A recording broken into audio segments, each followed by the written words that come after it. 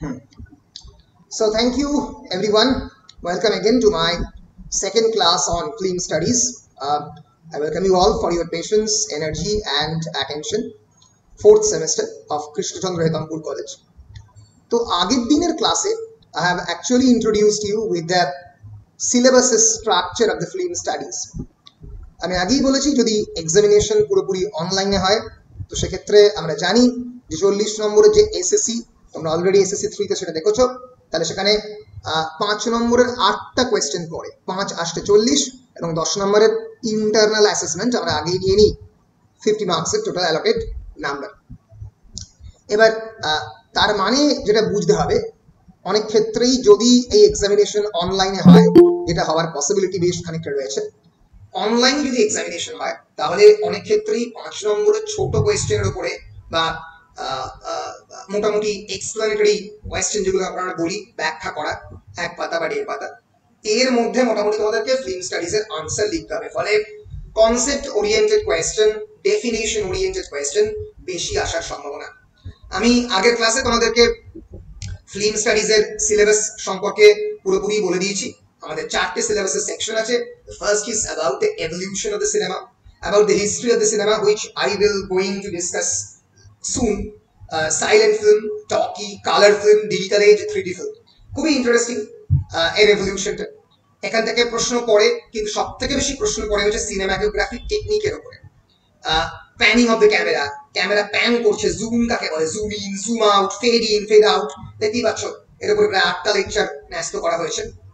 এবং অবশ্যই কোয়েশ্চেন পড়ে অ্যাডাপ্টেশন এন্ড অ্যাপ্রোপ্রিয়েশন। আমি আগেই বলেছি film adaptation, for example when you are trying to translate a written medium into a visual medium, that is adaptation. For example, Satyajit Ray's Pother Pachali is a kind of cinematic adaptation of Bibhutibhushan Bandyopadhyay's novel. For example, Satyajit Ray's Jono Aronno, it's a visual rendition of Narendranath Mitro's short story. একই রকম ভাবে জন অরণ্য সুনীল গঙ্গোপাধ্যায়ের লেখা থেকে translate করা, sorry অরণ্যে দিনরাত্রি সুনীল গঙ্গোপাধ্যায়ের লেখা থেকে ট্রান্সলেট করা হয়েছে। এরকম প্রচুর এক্সাম্পল আছে। শেক্সপিয়ারের মেজরমোস্ট সমস্ত ড্রামাগুলোই ম্যাকবেথ থেকে শুরু করে কিং লিয়ার, হ্যামলেট, মাইকেল অ্যালমেরিডাস যে অ্যাডাপ্টেশন, এইগুলো নিয়ে আমরা পড়বো। এবং তোমাদের পরীক্ষাতে একটা রিভিউ নিয়ে কোয়েশ্চেন হয়। রিভিউ মানে যে কোনো আইদার একবারে কোয়েশ্চেন করে, আমি কোয়েশ্চেনগুলো এখনো পাইনি, মানে আগের বছরে ফিল্ম স্টাডিজ এর প্রশ্নটা আমার হাতে এসে পৌঁছয়নি আগে এবং তার আগের বছরে। 2 বছরের ফিল্ম স্টাডিজ এর 1 বছরে, 2 বছরের নয়, কারণ তার আগের বছর তো পরীক্ষাই হয়নি। ফলে এই রেসপন্স আগের বার আমার যদি মনে পড়ছে রিভিউ এর কোয়েশ্চেনটা, মানে কেমন করে একটা ফিল্মকে রিভিউ করতে হবে, সেখানে কোয়েশ্চেন যেটা পড়েছিল সেটা তোমাদেরকে যে কোনো তোমাদের একটা পছন্দের ফিল্ম রিভিউ করতে বলেছিল। ফলে সেখানে কোনো এক্সাক্ট আলাদা অপশন দেওয়া হয়নি। ফলে এই হচ্ছে মোটামুটি তোমাদের ফিল্ম স্টাডিজ এর সিলেবাস। আগের দিনকে আমি different kind of films, horror, epic, historical, musical, science fiction, crime and gangster, action, adventure, এই যে এর বিভিন্ন ধরনগুলো, সিনেমার যে কতগুলো রীতি, pre production, production, post production, কাকে সিনেমা বলে। Production of the movies is an art in the industry. It's a form of communication, a very powerful part of the communication regarding culture, education, desire মানে entertainment, desire মানে তুমি যখন যে সময়টা তোমার ফাঁকা তুমি বসে থাকো, at the same time it is propaganda. Film is a very powerful political medium. এর থ্রু দিয়ে তুমি তোমার প্রোপাগান্ডা করতে পারো। সো এই বিষয়গুলো নিয়ে আমরা আগের দিনের ক্লাসে আলোচনা করেছিলাম। আজকের ক্লাসে আমরা এই সিনেমাটিক বিভিন্ন ক্যামেরার মুভমেন্ট টেকনিক এইগুলো নিয়ে আলোচনা করবো। কিন্তু তার আগে আমরা বেসিক কয়েকটা জিনিস নিয়ে আলোচনা করি। যেটা আমরা পড়ছি, কাকে ফিল্ম স্টাডিজ বলে, কোয়েশ্চেন আসতে পারে 5 নম্বরে। হোয়াট ইজ ফিল্ম স্টাডিজ, কাকে ফিল্ম থিওরি বলে, এই কয়েকটা বেসিক কোয়েশ্চেন আমরা একটু দেখে নেব, নিয়ে আমরা পরের ধাপে যাব। মানে এই ফিল্মের যে বিভিন্ন টেকনিক গুলো কেমন করে ইউজ করা হয় ক্যামেরার ক্ষেত্রে, সেখানে আমরা এর পরে যাব। আগে এই বেসিক দুটো জিনিস আমরা একটু দেখে নিই। তোমরা এই স্টাডি মেটেরিয়ালটা, এবং তোমাদের আমি এই পাওয়ার পয়েন্টটা পিডিএফ করে দেওয়া হয়নি। আজকে তোমাদের মধ্যে কেউ আমাকে একটু মনে করবে তাকে পিডিএফ করে দেওয়ার জন্য, ঠিক আছে? আমি অবশ্যই দিয়ে দেবো। এছাড়াও ফোর্থ সেমিস্টার কোথায় গেল, ফোর্থ সেমিস্টার ফিল্ম স্টাডিজ, এছাড়াও আমার হাতে লেখা একটা সাজেশন আছে, আর এই যে স্টাডি মেটেরিয়ালটা তোমাদের দিয়েছি সেখানে একটা সাজেশন আছে, ঠিক আছে? এটা ওই প্রথম ব্যাচে ওদেরকে হাতে লিখে একটা সাজেশন করিয়েছিলাম, ঠিক আছে? সেটা আমি স্ক্যান করেছিলাম। তো এই সাজেশনটা আমি তোমাদের দিয়ে দেবো যে কি কি প্রশ্ন মোটামুটি আসতে পারে, ঠিক আছে? 10 নম্বরে কি কি প্রশ্ন আর 5 নম্বরে কি কি মোটামুটি ইম্পর্টেন্ট কোয়েশ্চেন আসতে পারে। আর এইখানে আমি যে তোমাদের স্টাডি মেটেরিয়ালটা দিয়েছি এখানে একেবারে শেষ দিকে এখানে তাহলে এটা এটা এইটা কোন একটা ওই কয়েকটা ডব্লিউ এক্সে চলে এসছে, মানে মানে জাস্ট ভুল আর কি টাইপ এই জন্য এসছে। এটা এই জিনিসটা তোমরা একবার 10 মার্কসের কি কি ইম্পর্টেন্ট কোয়েশ্চেন এখানে সমস্ত লিস্ট দেওয়া আছে। 10 মার্কসের write a short essay on the silent এরা 10 মার্কসের কোয়েশ্চেন আসতে পারে। টকি সাউন্ড এরা ইন দ্য ফিল্ম ইন্ডাস্ট্রি 10 মার্কসের কোয়েশ্চেন আসতে পারে। Use of the colour in the motion picture 10 মার্কসের কোয়েশ্চেন আসতে পারে, ঠিক আছে?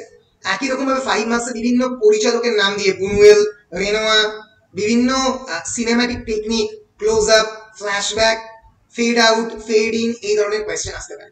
এবার ন্যাচারালি আর 2 নম্বরেও আমি একটা বড় কোয়েশ্চেনের লিস্ট করেছিলাম, সেটা তোমরা দেখতে পারো যে স্যাম্পল 2 মার্কসের কোয়েশ্চেন। এই ক্ষেত্রে যদি তোমাদের পরীক্ষা অনলাইনে হয়, যেটা হওয়ার সম্ভাবনা রয়েছে, অনলাইন এক্সামিনেশন হলে 2 মার্কসের কোয়েশ্চেন ন্যাচারালি আসবে না, তোমরা জানো। আর এখানে আমি একটা list of canonical films important for review, যেগুলো পার্টিকুলার সিনেমাগুলোর লিস্ট করে, মানে পার্টিকুলার সিনেমাগুলোর নাম দিয়ে স্পেসিফিক্যালি অনেক সময় রিভিউ করতে বলতে পারে। For example Vertigo, it's a famous cinema by Hitchcock, Alfred Hitchcock. For example Sholay 1975, for example Blade Runner 1982।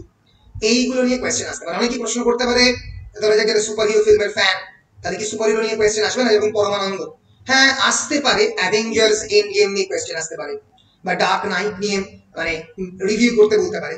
কিন্তু মাথায় রেখো বেশিরভাগ ক্ষেত্রে সিনেমাগুলোকে আর্ট হাউস সিনেমা বা মানে চিরন্তন ইউনিভার্সাল ইটারনাল সিনেমাগুলো অনেক সময় গণ্য করা হয় না। হয় না বলি এই সিনেমাগুলো থেকে অনেক সময় প্রশ্নের পরিমাণ কম থাকতে পারে, বা এই ধরনের সিনেমা নিয়ে তোমাদের রিভিউ নাও আসতে পারে, ঠিক আছে?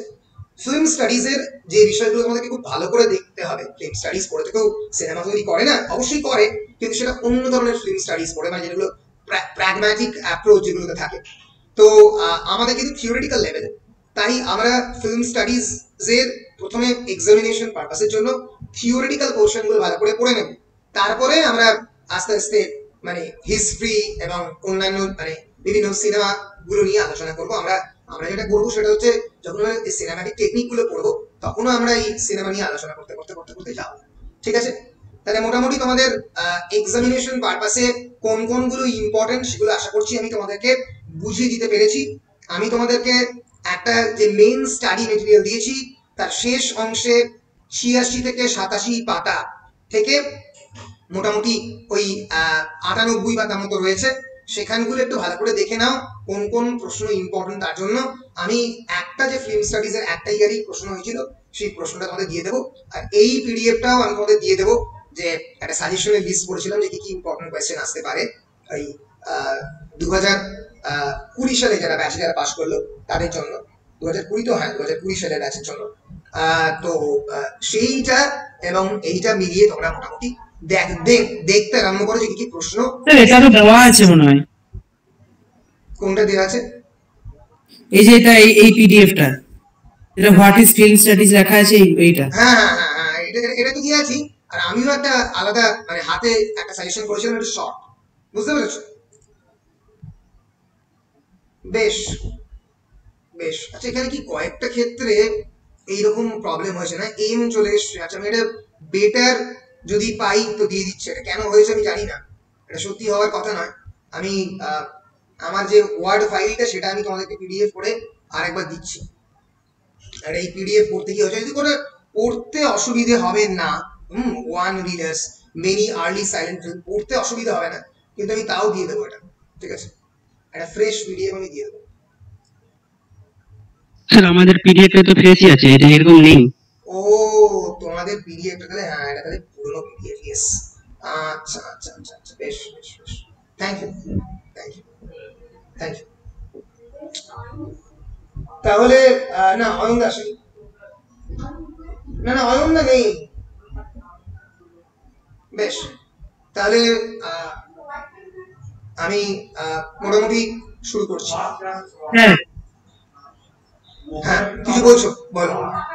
একটা বলছিলাম আগের দিন যেখান থেকে পড়াচ্ছিলেন আপনি ওই হরর তারপর ওই যে জিনিসগুলো, তো ওইগুলো তো এই পিরিয়ডটাতে নেই। না আবার কোনো প্রয়োজন নেই তো, কারণ ওগুলো থেকে প্রশ্ন আসবে না, ওগুলো তো বেসিক জনরাগুলো আমি বলছিলাম যে এটা বেসিক ওটা খুঁজে পাচ্ছি না, ওই জন্যই বললাম আপনাকে। না না না কোনো প্রয়োজন নেই তো, মানে ওই পিডিএফটা আমি করেছি শুধুমাত্র ক্লাসে পড়াবার জন্য, আর এটা এক্সামিনেশন পারপাসের জন্য, এটাই তো ডিফারেন্স, বুঝতে পেরেছো? বেশ স্যার হ্যাঁ বলো। স্যার তাহলে এই পিডিএফটা গ্রুপে দেবেন তো? হ্যাঁ অবশ্যই। কোন পিডিএফটা? কোন পিডিএফটা? এটা থেকে পড়াচ্ছে না? হ্যাঁ হ্যাঁ এটা তো দিয়ে দিয়েছি। এটা দেওয়া আছে স্যার, তাহলে আরেকটা পিডিএফ আছে স্যার? আর একটা পিডিএফ মানে এই সাজেশনের পিডিএফটা আমি দেবো, আর এইটা আমি পিডিএফ করিনি, এটা পাওয়ার পয়েন্ট, এটা পিডিএফ নয়, এটা করে দেবো আমি, ঠিক আছে? এটা করে দেবো। বেশ বেশ বেশ বেশ বেশ বেশ এটা করে দেবো, আমাকে একটু মনে করাবে। নুপুর আমাকে মনে করে দিতে পারো, ক্লাস শেষ হওয়ার যে কোনো সময় এটা পিং করে দিতে পারো, ঠিক আছে? যে স্যার ফিল্ম স্টাডিজ পিডিএফ, তাহলে আমি বুঝতে পেরে যাবো। ঠিক আছে স্যার, ঠিক আছে। বেশ বেশ বেশ বেশ বেশ আচ্ছা, প্রথমেই যে basic question, what is film studies? আমরা দেখেছি আগের দিনে কাকে ফিল্ম বলে। Film is basically a visual রেন্ডিশন of our actual event, যেটা একটা প্রসেসের মধ্যে দিয়ে, যার মধ্যে ফিল্ম ডিরেক্টর থাকে, যার মধ্যে প্রডিউসার থাকে, যার মধ্যে অ্যাক্টার্স এন্ড অ্যাক্ট্রেস থাকে, যার মধ্যে কাস্টিং ডিরেক্টর থাকে, যার মধ্যে সিনেমাটোগ্রাফার থাকে, ক্যামেরাম্যান থাকে, এই একটা গোটা ফিল্ম ক্রিউ এর একটা collective, it's not an individual effort, it's an collective effort. একটা সবাই মিলে একটা এফর্ট দিয়ে যখন একটা ভিজুয়াল ইমেজারি থ্রু দিয়ে কোনো একটা স্টোরি বা ডকুমেন্টারি প্রেজেন্ট করার চেষ্টা করা হয়, তাকে বলা হয় film. But what is film studies? Film is an practical application, an art form based on the performance. Performance means you are performing. I'm teaching in the class, I'm performing. I'm recording myself, I'm recording my performance, এবং আমি সেটা ইউটিউবে দেবো। এই যে পুরো প্রচেষ্টাটা, এটা কিন্তু আমার একটা ইন্ডিভিজুয়াল পারফরমেন্স। ফিল্মের ক্ষেত্রে কিন্তু বেশিরভাগ ক্ষেত্রে সেটা কালেকটিভ পারফরমেন্স থাকে। একা একজন মানুষের পক্ষে একটা ফিল্ম করা প্রায় একটা ইম্পসিবল টাস্ক, এটা আমি আগের ক্লাসে বলেছি। এটা একটা practical application based on the performance. Mark my words are very important. Practical application and technological translation through visual medium based on performance. Technology রয়েছে, পারফরমেন্স রয়েছে, মানে অ্যাক্টার্স বা অ্যাক্ট্রেসদের, ডিরেক্টর রয়েছে, অ্যাক্টর রয়েছে, অনেক মানুষ। কিন্তু হোয়াট ইজ ফিল্ম স্টাডিজ বা ফিল্ম থিওরি? ফিল্ম স্টাডিজ আগে বলি, তারপর ফিল্ম থিওরি বলবো। On the other hand, film studies kintu is basically an academic discipline. It is not actually a practical application. It's an academic discipline that deals with various theoretical, historical, and critical approaches to films. Theoretical, historical, it talks about the various theories of the movies, how movies are made, what are the various genres of the movies. I age din bolchilam horror, rom-com, romantic comedy, for example art house cinema, Satyajit Ray, Goda, Ritik Ghotok, and at the same time it actually tries to trace about the history of the cinema, কেমন করে সিনেমার বিবর্তন হয়েছে রাজা হরিশ্চন্দ্র থেকে বর্তমান বেদের major, আমি যদি বাংলা বলি, বা in the case of the Hollywood movies from D.W. Griffith down to Christopher Nolan. তোমরা নোলানের সিনেমা দেখছো, ইনসেপশন থেকে শুরু করে অন্যান্য বিভিন্ন সিনেমা। তো তার যে ইতিহাস, তার যে বিবর্তন, যে ফিল্ডের মধ্যে বর্ণনা হয়, that is film studies. And at the same Times it actually tries to build inside you an approach of the criticality. কেমন করে ক্রিটিক্যালি তুমি ফিল্মকে দেখার চেষ্টা করবে, কেমন করে খানিকটা সচেতনভাবে তুমি ফিল্মকে অ্যানালাইজ বা বিশ্লেষণ করতে পারবে। So film studies is less concerned with advancing proficiency in film production rather than it is with exploring the narrative, artistic, cultural, economic and political implications of the cinema. It is less concerned about creating proficiency in film production. তাহলে তোমাকে film প্রোডাকশনের উপরে আলাদা course করতে হবে, যেটা for example আমাদের বলো ন্যাশনাল ফিল্ম স্টাডি স্কুল যেটা দিল্লিতে রয়েছে বা যেটা বম্বেতে রয়েছে আলাদা করে, পুনেতে রয়েছে বিখ্যাত FTTI, সেখানে আলাদা করে বিভিন্ন সেকশন রয়েছে। ফর এক্সাম্পল ডিরেকশনের উপরে একটা কোর্স, ফর এক্সাম্পল অ্যাক্টিং এর উপরে আলাদা করে কোর্স, যেটা একটা সময় মিঠুন চক্রবর্তী করেছিলেন সেই সময়। একই সময় মোহন আগাসে, শক্তি কাপুর, তারা প্রায় মিঠুনের ব্যাচমেট ছিল বিভিন্ন সময়, মিঠুন চক্রবর্তী। সো কিন্তু এখন আমাদের যে অ্যাকচুয়াল ফিল্ম স্টাডিজ যেটা যাদবপুরে করে পড়ানো হয়, it is very much concerned with the narrative, artistic, cultural, economic and political implications of the cinema. সিনেমার যে artistic, cultural, economic and political implications, এর যে রাজনৈতিক, অর্থনৈতিক কি প্রভাব, সেইটা নিয়ে ডিল করে। তোমরা কি কেউ, আমি এগুলোর যেহেতু মানে বলতে বলতে এক্সাম্পল দিয়ে যেতে হবে না, তোমরা রিলেট করতে পারবে না। have any of you have seen Satyajit রায়ের অশনি সংকেত? anyone? হ্যাঁ স্যার দেখেছি। দেখেছো? আর কেউ? দেখেছি। ইয়েস ইয়েস, অশনি সংকেত দেখেছো তোমরা। এবার এই যে আমি এক্সাম্পল দিচ্ছি বেঙ্গলি থেকে, তোমাদের রিলেট করতে সুবিধা হবে। তারপরে আমি ডেফিনেটলি যখন history of the Hollywood cinema পড়াবো, হলিউডের এক্সাম্পল দেবো। This is the distant thunder. It's a famous Satyajit Ray's 1973 cinema. It is actually based on the Vibhuti Bhushan Bandyopadhyay's story. Distant Thunder was based on the Great Famine of the 1943. 43 যে মন্বন্তর, যে খাবারের সংকট, starvation, world war সেকেন্ডের পরে, তাই নিয়ে অশনি সংকেত পুরো তৈরি। কেমন করে একজন ব্রাহ্মণ তার সংসার চালাচ্ছে তার স্ত্রীকে দিয়ে, এবং হিউম্যান লাইফের যে ভয়ঙ্কর degradation, it shows how that this cataclysmic event actually killed more than 3 million people in Bengal. Remember 1943 কনটেক্সটে বেঙ্গলের পপুলেশন অনেক কম ছিল, সেখানে 30 লক্ষ মানুষ এই দুর্ভিক্ষে মারা গিয়েছিল। সেটা নিয়ে অশনি সংকেত, মানে দূরে দেখা যায় একটা সংকেত, ডিস্টেন্ট থান্ডার। এখানে ইটস আ ব্রিলিয়েন্ট হ্যাভক ডিপিকশন। একজন ব্রাহ্মণ বিভিন্ন জায়গাতে ঘুরে বেড়াচ্ছে, ট্রাইজ টু কালেক্ট হিজ মিল, এবং তারপর হঠাৎ করে ক্রাইসিস শুরু হলো। এবং এটা অনেকটাই একটা ম্যান মেড বা ম্যান কনস্ট্রাক্টেড ক্রাইসিস। এবং এর মধ্যে অবশ্যই হিউম্যান লাভ রয়েছে, ভালোবাসা রয়েছে।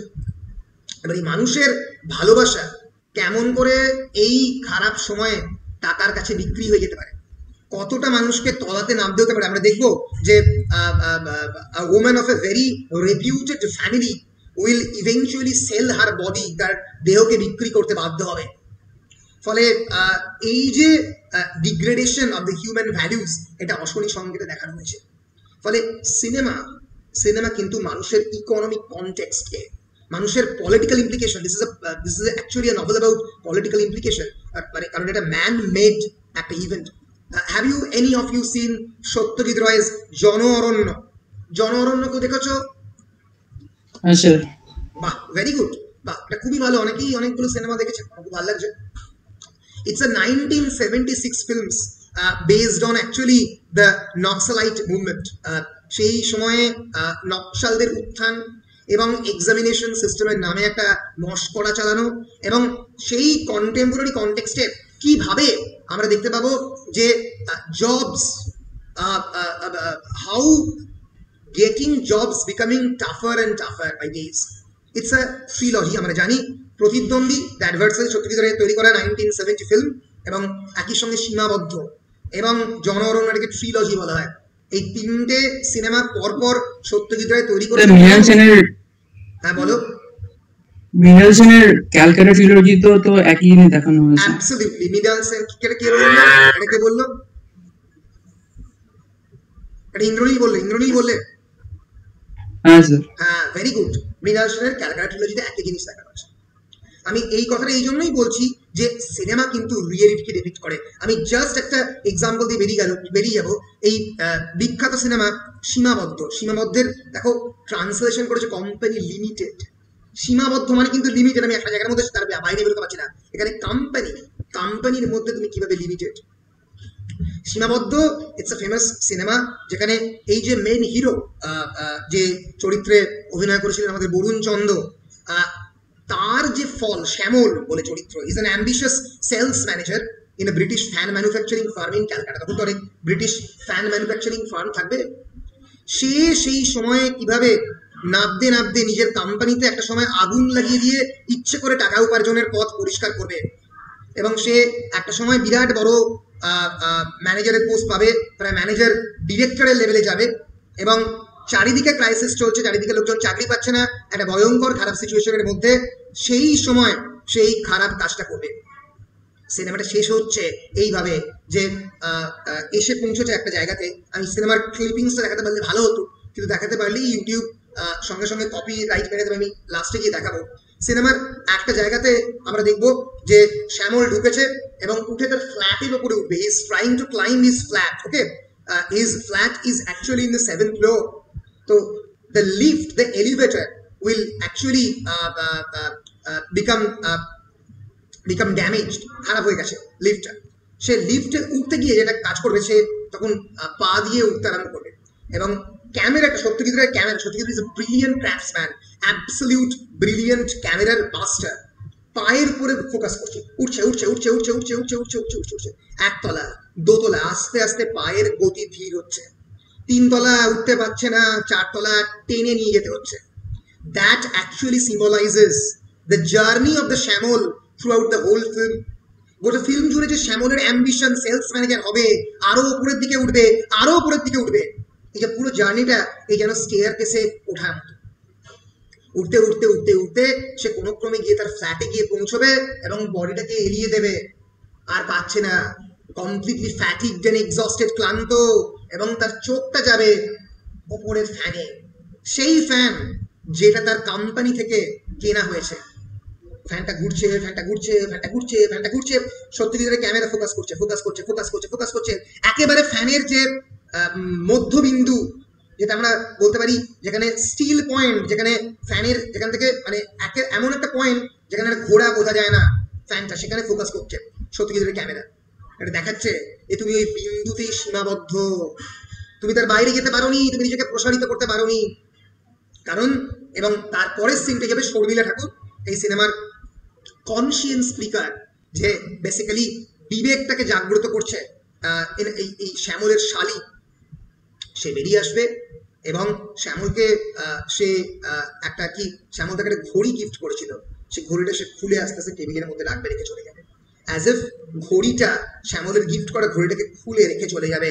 That means actually she is rejecting all the ideologies of Shyamal, শ্যামলের সমস্ত ইডিওলজি, তার আদর্শ, তার যে এই যে একটা অদ্ভুত টাকার প্রতি লোভ, তাকে রিজেক্ট করলো, করে বেরিয়ে গেল। এই বিষয়টা কয়েকটা ছোট্ট, কোনো কথা নেই, কয়েকটা ছোট্ট ছোট্ট সিম্বলের মধ্যে দিয়ে দেখানোর প্রচেষ্টা, এটাই কিন্তু সিনেমা। সিনেমা কিন্তু খুব জোরে, লাউডলি, ডাইডাক্টিক্যালি কোনো বিষয় নিয়ে বলে না। এই যে কালচারাল, পলিটিক্যাল, সোশ্যাল কনটেক্সটকে এক্সপ্লেন করার চেষ্টা, এটাই সিনেমা করে। বিখ্যাত সিনেমা সত্যজিৎ রায়ের জন অরণ্য, আমি অলরেডি বললাম, সরি, অরণ্যের দিন রাত্রি, days and nights in the forest. তোমরা কেউ অরণ্যের দিন রাত্রি দেখেছো? বাহ, ব্রিলিয়েন্ট, বাহ, এই ধরনের তো খুবই সিনেমা দেখেছো, ভেরি গুড।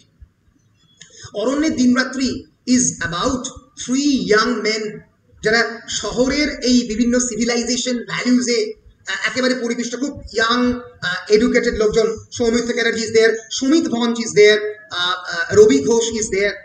তারা সেই সময় বাঙালিদের একটা খুব বেড়াবার জায়গা ছিল হচ্ছে ওই ঝাড়খণ্ড, বিহার, এই এই শিমুলতলি, এই পালামৌ, এই বিভিন্ন জঙ্গলগুলোতে তারা বেড়াতে যেত, বাঙালি ইয়াং ম্যানরা। একটা বিরাট সময়, এখনো অনেকে যায় বেড়াবার জন্য, খুবই বিখ্যাত জায়গা, নামটা বলো, আমি জায়গাটার নাম ভুলে গেছি। অনেকে বেড়াতে যায় ওই বিহার ঝাড়খণ্ডের বর্ডারের কাছে, বলো বলো, অনেকে বেড়াতে যায়, আমি জায়গাটার নাম ভুলে, ঘাটশিলা, ঘাটশিলা। তো এইরকম বিভিন্ন জায়গাতে তখন সেরকম একটা জায়গাতে শুটিং হয়েছিল, পালামৌ এর কাছে শুটিং হয়েছিল বিহারে, days and nights in the forest. আমরা একবার দেখে নেব, days and nights in the forest, অরণ্যের দিনরাত্রি, 1970-তে রিলিজ ফিল্ম। এটা বলা হয় যে এটা কান চলচ্চিত্র উৎসবে দেখানো ছিল, one of the greatest cinema made by Satyajit Ray. আমি এই ফিল্ম স্টাডিজের বিষয়টা কি সেটা দেখাবার জন্য তোমাদেরকে ইন্ট্রোডিউস করার জন্য এই কথাগুলো বেসিক্যালি বলছি। এই অরণ্যের দিনরাত্রিতে দেখানো হবে বেশ কয়েকজন চরিত্র, আর তার সঙ্গে অবশ্যই দুজন নারী চরিত্র ছিল, তার মধ্যে একজন হচ্ছে শর্মিলা ঠাকুর। সুনীল গঙ্গোপাধ্যায়ের স্টোরি অবলম্বনে এটা তৈরি হয়েছিল। তার এই পালামৌয়ের ট্রাইবাল সেটিংয়ে বিহারে তারা এই কয়েকজন মানুষ দে set out for the tribal Palamou in Bihar to tear themselves away from their regulated life. এবং সেখানে গিয়ে আমরা দেখবো সুমিত ভঞ্জ একজন চরিত্র যে ওখানকার একটা মহিলার প্রেমে পড়বে আর কি। এবার বিষয়টা হচ্ছে এই শহরের যে সিভিলাইজেশনাল ভ্যালু, তার যে একটা সফিস্টিকেটেড জায়গা, সেখান থেকে বাইরে বেরিয়ে জঙ্গলে গেলে মানুষের ভিতরের যে জঙ্গলি জানোয়ার, আমাদের মধ্যে যে প্রিমিভাল ইনস্টিংক্ট, সেগুলো কেমন করে বেরিয়ে পড়ে, যেটা ফ্রয়েডের ভাষায় ইড, আমি আগেই বলেছিলাম id, ego and super ego. Super ego is our human conscience. আমাদের যে সোশ্যাল ইনস্টিটিউশনগুলো, আমাদের যে কলেজ, ইউনিভার্সিটি, ফ্যামিলি, যেগুলো আমাদের শেখায়, যেগুলো করতে নেই, মুহূর্তের মধ্যে কিভাবে ভেঙে পড়তে পারে। বিখ্যাত একটা নভেল রয়েছে উইলিয়াম গোল্ডিং এর লেখা the Lord of the flies, যেখানে দেখানো হচ্ছে একটা ছোট ছেলে একটা এয়ারক্রাফট ক্যারিয়ারে যেতে যেতে একটা এয়ারপ্লেন ক্র্যাশ হয় এবং একটা দ্বীপের মধ্যে তারা বন্দী হয়ে পড়ে, এবং ছেলেগুলো তাদের নিজেদের মাংস ক্যানিবাল হয়ে যায়, তারা নিজেরাই নিজেদের বন্ধুকে মেরে মাংস ভক্ষণ করে, একে অপরকে মারার প্রচেষ্টা করে। ফলে মানুষ কেমন করে তাদের সিভিলাইজেশনাল ভিনারটা কেটে গেলে আসলে একটা জঙ্গলের রাজত্ব থাকতে পছন্দ করে। এই যে তাদের social values, they are basically based on because of the discipline and punish system propagated by the social institutions. পুলিশের ভয়ে, সমাজের ভয়ে, প্রশাসনের ভয়ে, ফ্যামিলির ভয়ে, লোকচক্ষুর ভয়ে। এই যে ভয় যদি কেটে যায়, কি ভয়ঙ্কর জায়গা আসতে পারে। বিখ্যাত কলকাতা ট্রিলজির কথা বলছে ইন্দ্রনীল। মৃণাল সেনের বিখ্যাত সিনেমা ইন্টারভিউ, এটা শুরু হচ্ছে একটা ম্যানিকুইন দিয়ে। ম্যানিকুইন মানে তোমরা দেখো শপিং মলে অনেক ক্ষেত্রে দেখা যায় যে পোশাক পরিয়ে রাখা একটা মানুষ, কিন্তু তার মধ্যে কোনো প্রাণ নেই, হিউম্যানয়েড রোবটের মতো তাকে বিভিন্ন পোশাক পরিয়ে রাখা হয়েছে। গল্পটা শুরু হচ্ছে ওই 1970 নকশাল কনটেক্সটে, যখন চারিদিকে চাকরি নেই, কিছু নেই। ইন্টারভিউ দিয়ে আসছে একটা ইয়াং গ্র্যাজুয়েট, সে একটা পাথর তুলে নিয়ে গিয়ে ওটা ম্যানিকুইনে, ওই কাঁচের ঘেরা একটা ম্যানিকুইনে ধাক্কা মারছে, ছুঁড়ছে, পাথর ছুঁড়ছে। মানে যে পৃথিবীতে মানে মানুষের নিজস্ব কোনো মূল্য নেই, সেখানে ম্যানিকুইনের বেশি মূল্য রয়েছে, এবং তাকে লোকজন ছুটে এসে ধরার চেষ্টা করছে। এইটা দিয়ে শুরু হচ্ছে, মানে আক্রমণ করছে, trying to break away and tearing up the social conventions. আমি এই সোশ্যাল কনভেনশনকে ভেঙে ফেলার বা মুহূর্তের মধ্যে একটা ধাক্কা দেওয়ার চেষ্টা করছি, ঠিক আছে। ফলে cinema, film studies is actually about this kind of artistic, cultural, economic and political implications of the cinema. সিনেমার অনেকগুলো ইমপ্লিকেশন রয়েছে। ন্যারেটিভ মানে বৃত্তান্ত, সিনেমা গল্প বলে। আর্টিস্টিক ইমপ্লিকেশনস রয়েছে, একটা আর্ট ফর্মের কথা বলে, কালচারাল ফর্মের কথা বলে, সাংস্কৃতিক কথা বলে, ইকোনমিক, পলিটিক্যাল, অর্থনৈতিক এবং তার সঙ্গে সঙ্গে রাজনৈতিক। তোমাদের মধ্যে কেউ প্রতিদ্বন্দ্বী বলে সিনেমাটা দেখেছো? সত্যজিৎ রায়ের প্রতিদ্বন্দ্বী, the adversary. It's a brilliant movie. Anyone?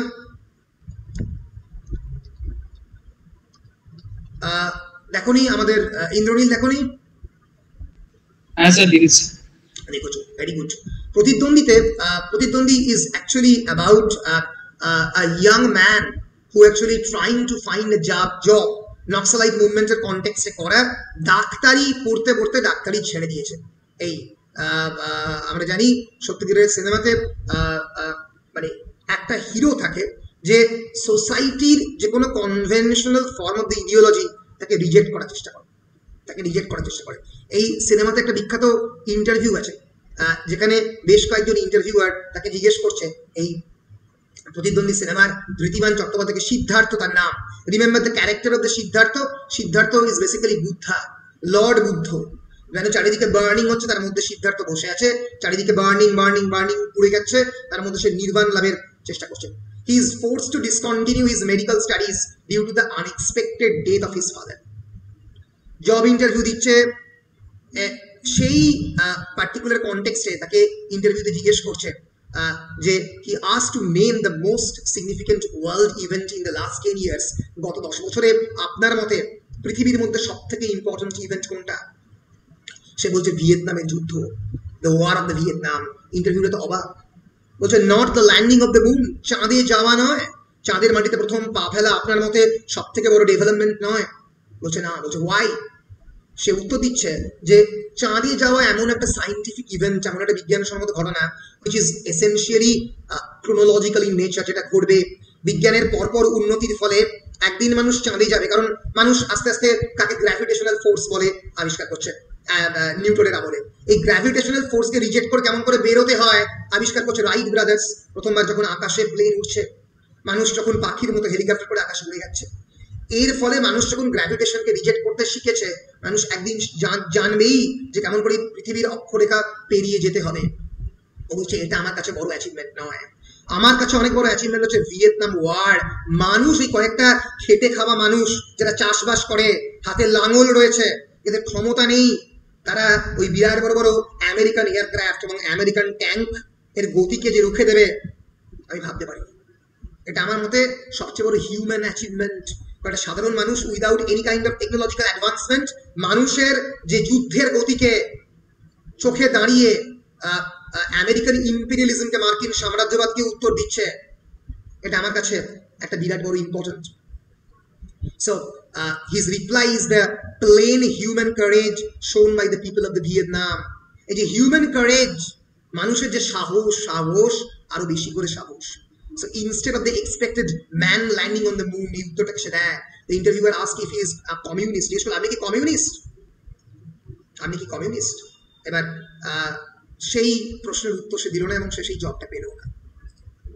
এবং সে উত্তর দিল যে মানে আমার মনে হয় না যে মানুষের কারেজকে রিকগনাইজ করতে আমার কমিউনিস্ট হওয়ার কোনো দরকার আছে। ফলে এই যে মানে এই যে সময়কে ধরার একটা প্রচেষ্টা এবং এই সময়কে যে বিশ্লেষণ করা, যে সত্যিকারের প্রতিদ্বন্দ্বীকে আমি এই 2020 সালে কিভাবে দেখার চেষ্টা করছি, প্রতিদ্বন্দ্বী সেই ইভেন্টগুলো, এই নক্সালাইট মুভমেন্ট, যে কয়েকজন মানুষ বিশ্বাস করছে যে রাষ্ট্র শক্তির বিপক্ষে রুখে দাঁড়াবো এবং বন্দুকের নলি হচ্ছে ক্ষমতার উৎস, আমাদের সংসদীয় গণতন্ত্র নয়। অত্যন্ত হয়তো একটা খারাপ ইডিওলজি, হয়তো ইডিওলজিটা ফেল করেছে, কিন্তু একটা বিশেষ সময়ে এটা একটা পরিচয় বহন করে। সেই সময় অনেকেই এই ধরনের ইডিওলজিতে বিশ্বাস করতো। ফলে film studies actually tries to look into the narrative, artistic, cultural, economic and political implications. কি কি পলিটিক্যাল ইমপ্লিকেশন করছে cinema. In searching for these social ideological values, film studies takes a series of critical approaches for the analysis of the production, theoretical framework, context and creation. কেমন করে এই প্রোডাকশনটা, পুরোটা এই যে সিনেমার প্রোডাকশনটা কিভাবে হচ্ছে, তাতে ক্রিটিক্যাল আউটলুকে, যে আমি এতক্ষণ ধরে তোমাদেরকে বলছিলাম, এই যে প্রত্যেকটা ফ্রেম, সিনেমার প্রত্যেকটা শটের যে ফ্রেম আমি অ্যানালাইজ করছি, এই পরপর ধৃতিমানের পা ফেলে আমাদের বরুণ চন্দ্রের পা ফেলে আকাশের মানে স্কাই স্ক্র্যাপিং বিল্ডিং এর দিকে উঠে যাওয়া, এই যে তার প্রত্যেকটা পদক্ষেপ, এটা তার জীবনের প্রত্যেকটা পদক্ষেপের মতো, এইভাবেই সিনেমা কিন্তু ফিল্ম স্টাডিজ এটাকে অ্যানালাইজ করে। ফলে studying film definitely can be a part of the career। একজন ফিল্ম ক্রিটিক হওয়ার জন্য তুমি ফিল্ম করতে পারো, প্রোডাকশন কোম্পানি তৈরি করার জন্য ফিল্ম স্টাডিজ হতে পারে, ডিরেকশন করার জন্য ফিল্ম স্টাডিজ হতে পারে, আবার কেবলমাত্র প্রাইমারি এডুকেটর বা একাডেমিক রোলের জন্য তুমি ফিল্ম স্টাডিজ করতে পারো। ফলে that is the basic definition of the film studies. 5 নম্বরের প্রশ্নে পড়তে পারে একই রকম ভাবে, একটু অন্য রকমের কোয়েশ্চেন কিন্তু একই question. What is film theory? Film theory is a set of scholarly approaches. Remember, it is not a performative approach, or it is actually not making of the cinema. It is not a practical application. It is a set of scholarly approaches based on scholasticism. যেগুলো তোমাকে পড়তে হবে, পড়াশোনা করতে হবে। Scholarly approaches within the academic discipline of cinema studies that questions the essentialism of the cinema and provides conceptual frameworks for understanding film's relationship to reality. এটা কি করে? এটা questions the essentialism of the cinema. আচ্ছা, essentialism মানে কি? Anyone? What is the meaning of the word essentialism? প্রয়োজনীয়তা, এরকম কিছু। প্রয়োজনীয়তা মানে আমরা essentialism কথাটা একটা নেগেটিভ টার্মিনোলজিতে ক্ষেত্রে ইউজ করা হচ্ছে। প্রয়োজনীয়তা is a positive term. Why? This is actually a term derived from the gender studies. আমরা যখনই কোনো একটা নারীর মতো করে দেখার চেষ্টা করি, আমরা তাকে এসেনশিয়ালাইজ করি। যখন করে একটা পুরুষকে পুরুষের মতো করে দেখার চেষ্টা করি, আমরা তাকে এসেনশিয়ালাইজ করি। অর্থাৎ মানে এটা কি, পুরুষ মানে logical, intelligent, naturally he will go outside the home.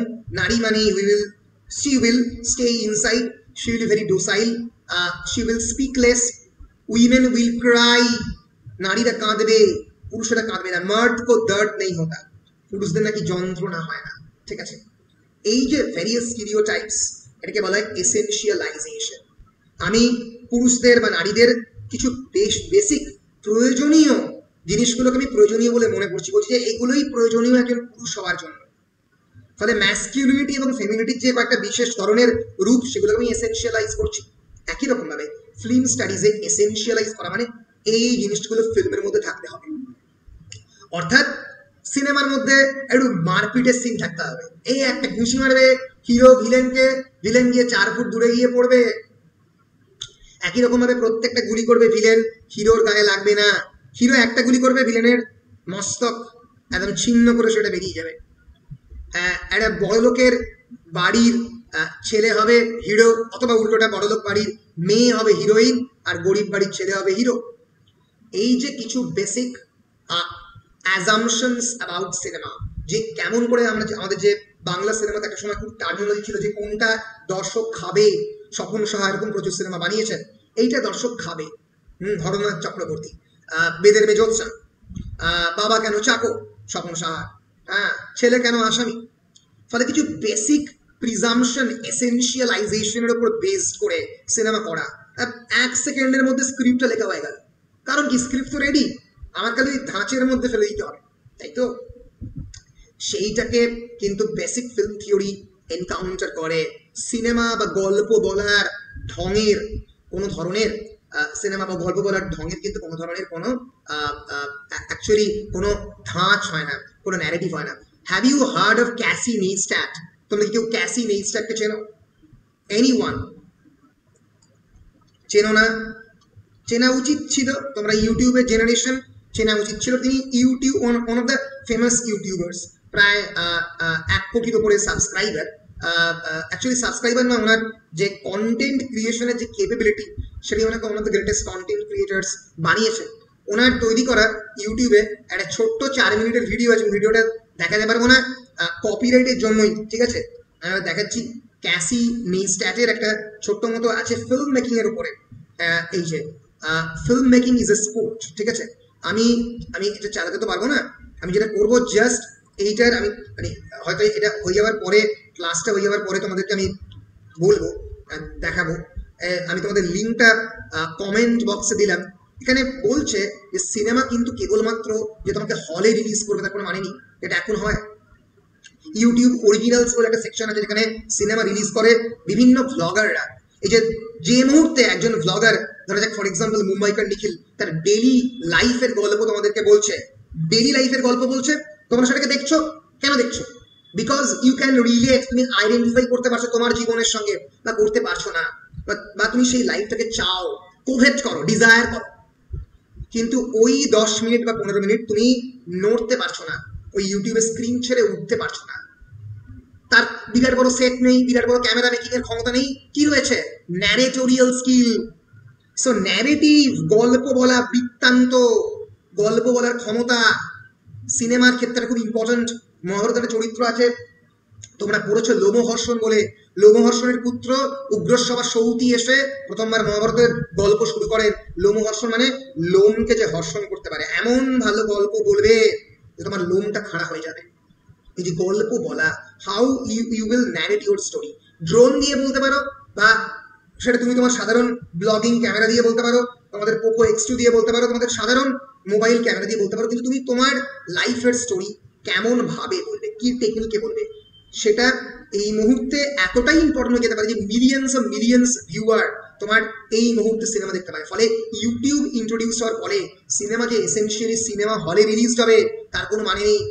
ফলে সিনেমার কিন্তু কোনো কনভেনশন নেই, সিনেমার কোনো ডেফিনেশন হয় না, সিনেমার কোনো এইটাকে সিনেমা বলবো পুরো এটাকে আমি বাক্সের মধ্যে পুরো বলে দিলাম যে এই হচ্ছে ideal definition of the cinema, হয় না।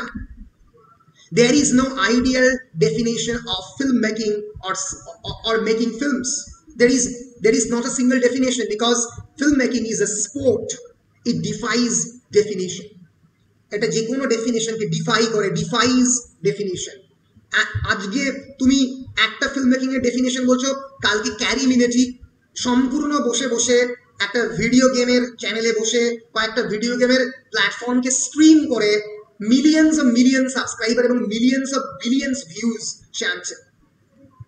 তাকে তো কোনো নির্দিষ্ট সিনেম্যাটিক প্ল্যাটফর্ম টেকনিক ইউজ করতে হয়নি, তাকে তো সত্যজিৎ রায়ের প্রতিদ্বন্দ্বীর মতো কোনো একটা সিনেমাকে বেছে নিতে হয়নি, সেটা জীবনের গল্প বলছে। তোমাদেরকে একটা ভিডিও গেমের সিমিউলেশনের প্ল্যাটফর্মের মধ্যে দিয়ে সেটা নিজের গল্প বলছে। এই গল্প বলার ঢং, বিভিন্ন ধরনের ব্লগিং হয় আমরা জানি, লাইফস্টাইল ব্লগিং থেকে শুরু করে গেমিং ব্লগিং, স্ট্রিমিং এর থ্রু দিয়ে ব্লগিং, বা মোটর ব্লগিং, যেখানে সামনে অ্যাকশন ক্যামেরা লাগিয়ে একজন লোক মোটর বাইকের উপর দিয়ে যাচ্ছে। ফলে ইউটিউব আসার পরে, ইউটিউব এই যে ডিজিটাল এজ আসার পরে কিন্তু সিনেমা হ্যাজ বিকাম ইন্টারঅ্যাক্টিভ। তুমি সিনেমা হলে সিনেমা দেখে সিনেমার যে ডিরেক্টর তার সঙ্গে ইন্টারঅ্যাকশন করতে পারো না। YouTube is the first platform যে তুমি লাইক বা ডিসলাইক বাটন দিতে পারো, পারো তো? তবে কমেন্ট করে দিতে পারো তো, টিভি দিতে পারো না। ফলে it is the only platform which is interactive in nature, only platform of cinema or digital platform which is based on interaction. তুমি ইন্টারঅ্যাক্ট করতে পারো, তুমি ডিসলাইক করতে পারো, লাইক করতে পারো। এবং YouTube is the only platform where you are not only the consumer but also you are the content creator. যেটা বললাম, ভালো করে ভাবলে তারপরে গিয়ে বুঝতে পারবে যে সিনেমার ডেফিনেশন কতটা পরিবর্তন হয়ে গেছে। আমি লিখছি, এটা খুবই একটা ইম্পর্টেন্ট কথা, আমি এটা সেই জন্যই লিখছি। এক সেকেন্ড,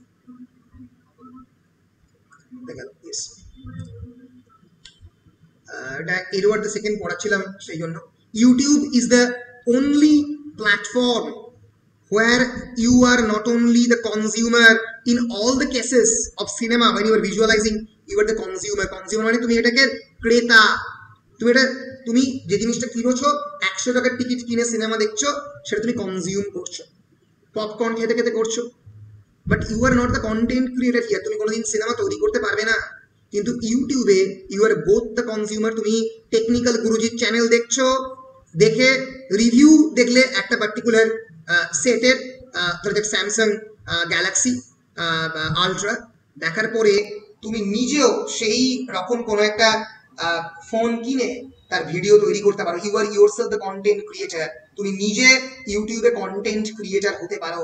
এই যে ইন্টারঅ্যাক্টিভ প্ল্যাটফর্ম, যে কনজিউমারই কন্টেন্ট ক্রিয়েটার হয়ে যাচ্ছে, এটা কিন্তু একেবারে মডার্ন ডিজিটাল এজে পসিবল হচ্ছে, যেটা কিন্তু 1960s 1970s এই সময় পসিবল ছিল না। তারপরে যখন এভলিউশনটা করাবো সিনেমাতে, আরো ভালো করে এটা বুঝতে পারবো।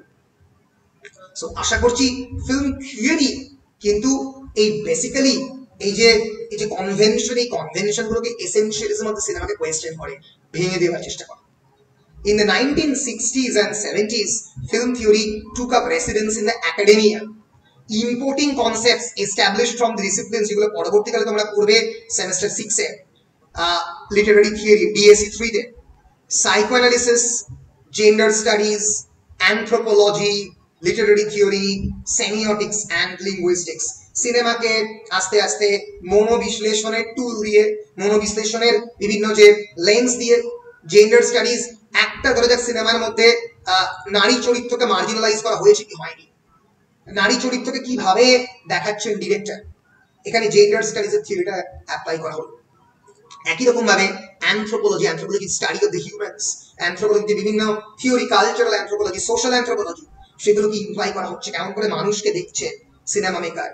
সেমিওটিক্স মানে চিহ্ন বিজ্ঞান এবং লিঙ্গুইস্টিক্স ভাষা তত্ত্বের বিভিন্ন লেন্স দিয়ে ফিল্ম থিওরি। অর্থাৎ ফিল্ম থিওরির মধ্যে কিন্তু psychoanalysis, gender studies, post colonialism, post structuralism, এগুলো আমরা পরে এই টার্মগুলো শিখবো। পোস্ট কলোনিয়ালিজম মানে আফটার কলোনিয়ালিজম, ঔপনিবেশিক শাসনের পরে। এর ফলে ন্যাচারালি যখন আমরা সত্যজিৎ রায়ের কোনো সিনেমা বা ঋত্বিক ঘটকের কোনো সিনেমা দেখছি, তাহলে সুবর্ণরেখা, তোমাদের মধ্যে কি কেউ সুবর্ণরেখা দেখেছো? সুবর্ণরেখা, ও ব্রিলিয়েন্ট।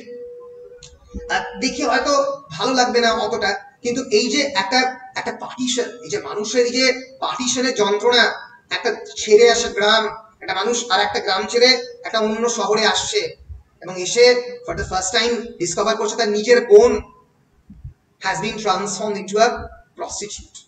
তার নিজের বোন একজন নিজের দেহ বিক্রি করে এই কলকাতাতে জীবন কাটাচ্ছে। এটা প্রথমবার যখন সে দেখলো, মানে মানে সে একটা সময় মদ খেয়ে গেছে কলকাতা কোনো একটা ব্রথেলে এবং গিয়ে তার নিজের বোনকে ডিসকভার করলো ফর দ্য ফার্স্ট টাইম। এই যে মানে sheer pain, the pangs, the horror, and she will eventually commit suicide. সিনেমাটা আমার বলতে বলতে গায়ে কাঁটা দিচ্ছে। যখন সিনেমাটা শেষ হচ্ছে, তার যে মেয়ের যে সরি তার যে বোনের যে সন্তান, তাকে নিয়ে হাঁটতে হাঁটতে এই সুবর্ণরেখা নদীর পাড় দিয়ে আস্তে আস্তে সেই ক্যারেক্টারটা হাঁটছে। সিনেমাটা সেখান দিয়ে শেষ করছে, বলছে দাদা দাদা আমরা আমাদের বাড়ি কোথায়? বলছে ওই তো সুবর্ণরেখা বাড়ি, ওই সুবর্ণরেখার তীরে। হয়তো বাড়ি নেই, কোনোদিন বাড়ি খুঁজে পাবে না। এই যে অক্লান্ত প্রচেষ্টা, the Quest for the home, the lost home, হারিয়ে যাওয়া বাড়ির, হারিয়ে যাওয়া গ্রামের খোঁজে যাচ্ছে এবং ব্যাকগ্রাউন্ডে চড়ই বেতি উপনিষদের যে মিউজিক চলে, চলো, জীবনের নামই হচ্ছে চলা, থেমে না যাওয়া, সেই মিউজিক দিয়ে শেষ হচ্ছে। এই যে কোয়েস্ট ফর দ্য লাইফ, জীবনের সন্ধান, এটাই সিনেমা দেয়। জীবনের সন্ধান যে কোনো ফর্মে সেটা হতে পারে, সেটা সুপার হিরোর ফর্মে হতে পারে, সেটা যে মুহূর্তে টনি স্টার্ক নিজের বুকের মধ্যে একটা নিউক্লিয়ার পাওয়ার স্টেশনের মাইক্রো অর্গানিজম ট্রান্সপ্লান্ট করছে। তোমরা অনেকেই জানো, অনেকেই জানো না যে আয়রন ম্যান 1 যে মুভিটা রিলিজ করেছিল, পরমানন্দ দেখেছো আয়রন ম্যান 1? হ্যাঁ স্যার, ইয়েস, আয়রন ম্যান 3টেই দেখেছো।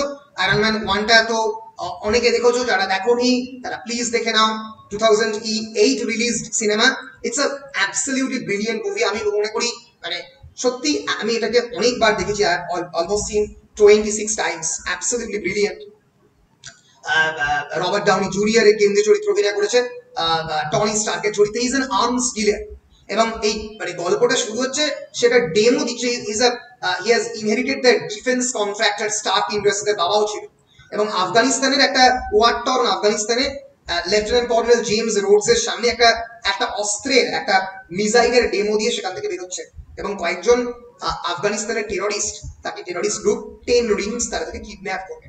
এই আফগানিস্তানের গুহার মধ্যে সে যখন থাকবে, তার বডির মধ্যে বেশ কয়েকটা ন্যানো পার্টিকেল ঢুকে যাবে। এই কেভের মধ্যে বেশ কয়েকটা ন্যানো পার্টিকেল ঢুকে যাবে এই মিসাইলের, যখন তাকে কিডন্যাপ করা হয় তখন। এবার সেইটা বডি থেকে, হ্যাঁ বলো পরমানন্দ। স্যার এটা আর্ক রিঅ্যাক্টর, বুকের মধ্যে যেটা থাকে জিনিসটার নাম হচ্ছে আর্ক রিঅ্যাক্টর, মানে যেটা পরবর্তীকালে ক্রিয়েট করা হবে। তো এই পার্টিকেল তার মধ্যে ঢুকে যাবে। এবার সেটাকে তার হার্টের মধ্যে মানে এমন কিছু একটা রাখতে হবে তার বডির কেন্দ্রবিন্দুতে, যার ফলে এই মানে যেটা পরমাণু বলে arc reactor. Arc reactor is nothing but a small nuclear plant, মানে একটা ছোট নিউক্লিয়ার প্লান্টের মতো করে এই রিঅ্যাক্টর ক্রিয়েট করতে হবে। ভাবতে পারো, মানে রিঅ্যাক্টর ছাড়া কিন্তু নিউক্লিয়ার প্লান্ট ক্রিয়েট হয় না। তো তার সব থেকে এই মাইক্রো অর্গানিজমিক একটা ক্রিয়েশন এটা করা হবে। আমি যদি তোমাদের দেখাই কাকে বলে আর্ক রিঅ্যাক্টর, মানে these are the things that actually make this kind of cinema, the idea, the concept, যে কনসেপ্ট ভেবেছে সেটা এই সিনেমাকে ইম্পর্টেন্ট করে দিয়েছে। এই যে একটা এই যে this is the arc reactor, একটা ছোটখাটো পুরো নিউক্লিয়ার পাওয়ার প্ল্যান্ট এটা ক্রিয়েট করেছিল আফগানিস্তানের গুহার মধ্যে আর একজন ভদ্রলোক, যে তার আফগানি মানে তার বন্ধু সেই সায়েন্টিস্ট। কেন না হার্টের মধ্যে যাতে এই ন্যানো পার্টিকেল গুলো ঢুকে না যায়, এবং এইটাই মানে এইটা তার যে হার্টের মধ্যে এটাই তাকে কনস্ট্যান্ট পাওয়ার সাপ্লাই করে। এবার এখান থেকে সে এই robotic creation of the iron man, সেই এই পোশাকটাকে পরবে।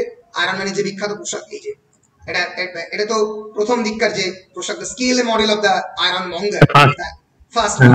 হ্যাঁ, সেখান থেকে বেরিয়ে আয়রন মঙ্গলের মডেলটা সে পরিয়ে বেরোবে এবং সেখান থেকে মুক্ত হবে, ওই টেররিস্টদের হাত থেকে বাঁচবে। এবং তারপরে অনেক বেশি সফিস্টিকেটেড মডেল, যেটা আয়রন ম্যানের বিভিন্ন স্যুট আমরা দেখেছি পরবর্তীকালে চেঞ্জ হয়েছে। আয়রন ম্যান স্যুট বলে যদি সার্চ করে দেখবো যে মোবাইল স্যুট, এরকম স্যুট, এরকম স্যুট, তো সেই স্যুট সে পড়বে। ফলে বুঝতে পারছো যে ইট ইজ দ্য কনসেপ্ট। এই যে আয়রন ম্যানের বিভিন্ন স্যুট রয়েছে, ওই এনশিয়েন্ট প্রাইমাল মডেল থেকে এরকম বড় বড় মডেল পরবর্তীকালে ক্রিয়েটেড হবে, আর্টিফিশিয়াল ইন্টেলিজেন্স দ্বারা প্রচারিত। ফলে দেখতে পাচ্ছ যে এই যে কনসেপ্ট বা আইডিয়া যে একটা মানুষ চলছে, একটা মানুষ ওই আফগানিস্তানের গুহার মধ্যেই শেষ হয়ে যেতে পারতো, তার জীবনটা ওখানেই সে কাটিয়ে দিতে পারতো, টেররিস্টদের জন্য ওয়েপন তৈরি করেই ওখানে তার জীবনটা তো কেটে দিত না। সে বাঁচবে বললো, সে বললো চলবে, he will continue his quest for life. এই যে discovery and the quest of life, that is the central heart of the cinema. যে কোনো সিনেমা এই এই এর ভিত্তিতেই চলে যে আমি জীবনের সন্ধানে নামবো। এবার এই যে বিভিন্ন থিওরির কথা বললাম, যে ধরো এক আর্টিফিশিয়াল ইন্টেলিজেন্স, একটা নতুন থিওরি এসছে, theory of the digital humanities. Have you ever heard? অনেকে শোনোনি ডিজিটাল হিউম্যানিটিস। আমি আমার ক্লাসে কিছু তোমাদের শেখাতে পারি বা না পারি, অ্যাটলিস্ট কয়েকটা নতুন টার্ম শিখিয়ে দেবো, যে টার্মটা তোমরা পরবর্তীকালে অবশ্যই গুগল করে দেখবে, দেখলে অ্যাটলিস্ট তোমাদের বেসিক কয়েকটা জ্ঞান হবে। ডিজিটাল হিউম্যানিটিস হচ্ছে একটা স্পেসিফিক একাডেমিক ডিসিপ্লিন, যেটা হিউম্যানিটিস এবং ডিজিটাইজেশন, এই মানুষের যে কম্পিউটার বা প্রযুক্তি তার উন্নতি এবং ডিজিটাইজেশন, এই দুটোকে একটা জায়গায় মেলাতে চায়, তাকে বলে ডিজিটাল হিউম্যানিটিস। এবার এই যে স্টার্ক এই যে টনি স্টার্কের কনটেক্সটে, স্টার্ক কতটা মানুষ এবং কতটা সাইবর্গ। সাইবর্গ মানে আর্টিফিশিয়াল ইন্টেলিজেন্স, তার দেহের মধ্যে কতটা অংশ রয়েছে, অর্থাৎ সে আর মানুষ নেই, সে কতটা যন্ত্রে পরিণত হয়েছে। যদি আমার হাতটা আর্টিফিশিয়াল ইঞ্জিন দ্বারা পরিচালিত, তাহলে আমাকে বলো তো সাইবর্গ, CYBORG, সাইবর্গ। সাইবর্গ মানে less a human being but more of A artificial creature. এই যে কোনো সুপার হিরোকে, হ্যাঁ বলো পরমানন্দ। স্যার ভিজন কে কি বলবো তাহলে? আরেকবার বলো। সুপার হিরোর মধ্যে ভিজন ওকে কি বলবো? তাই তো, হ্যাঁ, এরা অনেকটাই সাইবর্গ ক্রিয়েচার। দেখো সাইবর্গ টার্মিনোলজি তোমরা পড়লেই বুঝতে পারবে। সাইবর্গ দেখো, সাইবর্গের যে উইকিপিডিয়া আর্টিকেল, এইটার মধ্যেই এই সাইবারনেটিক অর্গানিজম, এটা পুরো কথা। So it is being both organic and bio mechatronic body parts. The term was first coined by Manfred Clynens and Nathan Klein. এই প্রথম তারা টার্মিনোলজিকে মানে কয়েন করেন, এবং বেসিক্যালি সেকেন্ড ওয়ার্ল্ড ওয়ারের কনটেক্সটে কি ইউজ করা হয়। নীল হ্যারিসন বলে একজন অ্যাকচুয়াল সাইবর্গ আমাদের পৃথিবীতে আছে, যার এই অ্যান্টেনা বডি পার্ট দিয়ে তার চোখের দৃষ্টি এবং তার বহু দেহের বহু অংশ এটা দিয়ে চলে। মানে আমাদের ডেইলি লাইফে আমরা ইনফ্যাক্ট মেডিসিনে অনেক সাইবর্গ ক্রিচারও তৈরি করেছি, ঠিক আছে। ফলে এই যে সেটা তুমি মানে ক্যাপ্টেন আমেরিকাই বলো বা হাল্কই বলো, এরা কিন্তু অনেকটাই এই সাইবারনেটিক অর্গানিজম। অনেক ক্ষেত্রে এদেরকে বায়োরোবট বলতে পারো, অনেক ক্ষেত্রে সাইবর বলে, অনেকে আবার এটাকে নিউরো রোবোটিক্স এর পার্ট বলে, বা অনেকে আবার ওটাকে হিউম্যান এনহ্যান্সমেন্টও বলে। হিউম্যান তো বেসিক্যালি তার মধ্যে এনহ্যান্স করা হয়েছে। তো এগুলোর প্রত্যেকটা আলাদা আলাদা টেকনিক্যাল ডেফিনেশন আছে। এইগুলো নিয়ে কিন্তু সিনেমার একটা বড় অংশ সুপার হিরো সিনেমা ডিল করে। ফলে এই যে থিওরিগুলো, এই সাইবর্গের থিওরি, তারপরে ডিজিটাল হিউম্যানিটিজের থিওরি, এই থিওরিগুলো দিয়ে যখন আমি সিনেমাগুলো থেকে বিশ্লেষণ করছি, এই থিওরিগুলোর উপরে সিনেমাগুলোকে আমি অ্যানালাইজ করছি, that is basically film studies. এর ফলে ফিল্ম স্টাডিজের মধ্যে পোস্ট কলোনিয়ালিজম, পোস্ট হিউম্যানিজম মানে মানবতার পরে এই সুপার হিরো ফিল্মগুলোকে পোস্ট হিউম্যানিস্ট লেন্স থেকে বিচার করা হয়। জেন্ডার স্টাডিজ, এরকম বিভিন্ন লেন্স দিয়ে দেখার যে প্রচেষ্টা করা হয় তাকে ফিল্ম থিওরি বলা হয়। বলো পরিষ্কার, বলো পরিষ্কার কিনা? বেশ বেশ পরিষ্কার। এইবার আমি আগের দিনের যে অংশগুলো আমার মানে যে অংশগুলো হয়নি এবং তোমাদের সিলেবাসের যে important part, various camera movements, এই ক্যামেরা মুভমেন্টস এর পার্টগুলো পরের দিন আরো ভালো করে ডিসকাস করব। আজকে মোটামুটি বেসিক জিনিসগুলো অল্প অল্প করে একটু শিখিয়ে দিচ্ছি, তোমাদের এই টার্মগুলো কাজে লাগে, কারণ এখান থেকে কিন্তু পরীক্ষায় প্রচুর প্রশ্ন পড়বে। Zoom in, zoom out, pan in, pan out, এটা হচ্ছে সেকশন 2 তে আছে। দেখো এই স্টাডি মেটেরিয়ালের সেকশন 1, সেকশন 2 করে এরকম দেওয়া আছে, ঠিক আছে। তোমরা একটু খুললেই খুব ভালো করে দেখো, ছবি টবি প্রচুর দেওয়া আছে, ঠিক আছে।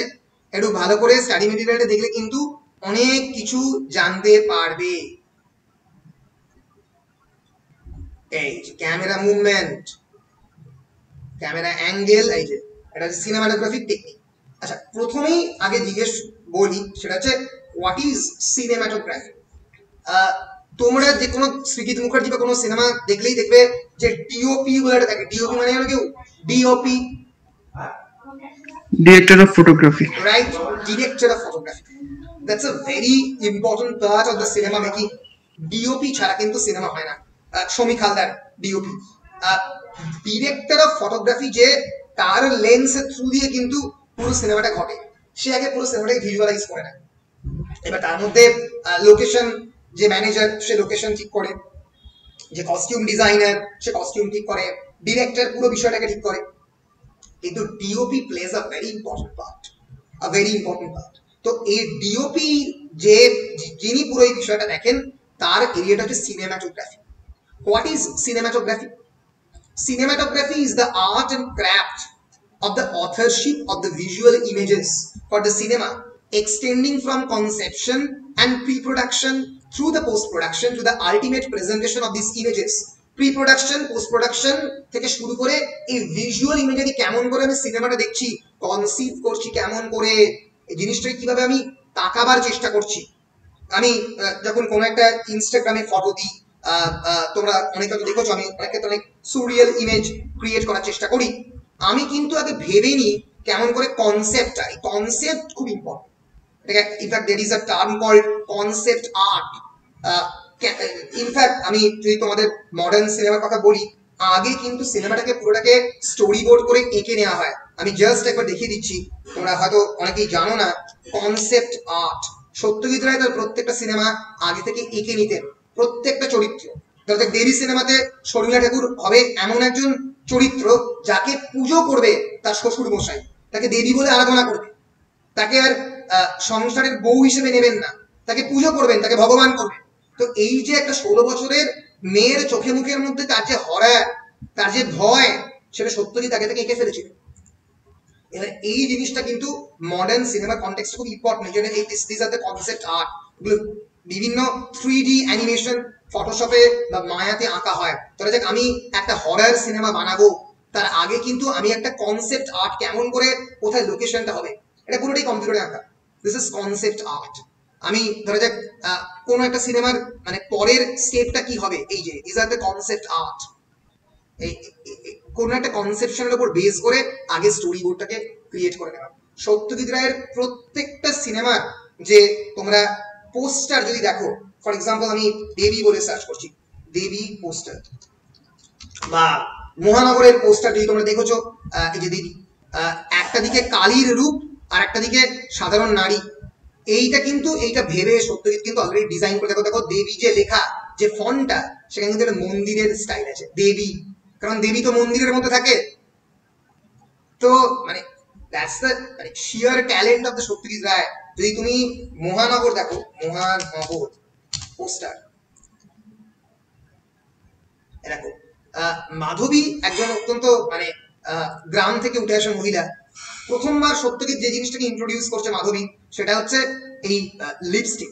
অর্থাৎ মানে যে জিনিসটা তাকে কোনোদিন ইন্ট্রোডিউস হয়নি, অর্থাৎ সে নারী শরীরটাকে সে পণ্য হিসেবে বিক্রি করছে, যেখানেই যাচ্ছে সে আগে থেকে লিপস্টিকটা মানে মেখে নিচ্ছে।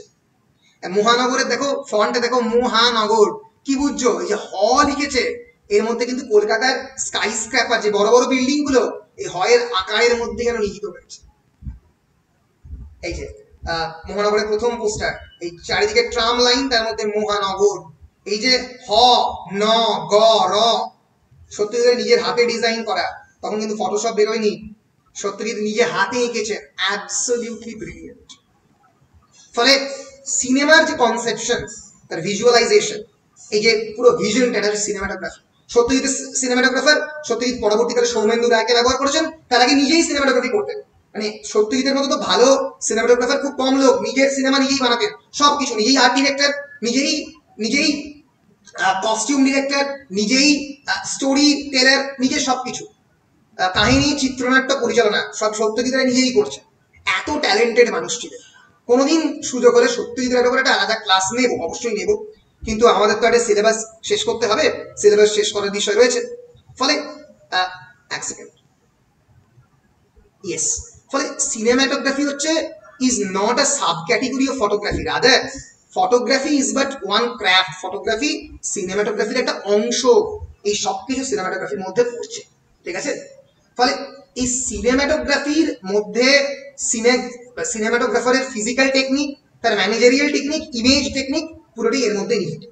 এবার এর মধ্যে বিভিন্ন এই ক্যামেরা অ্যাঙ্গেল রয়েছে যেগুলো তোমাদের পরীক্ষায় পড়ে। কি কি ক্যামেরা অ্যাঙ্গেল আমরা একবার দেখে নেওয়ার চেষ্টা করি।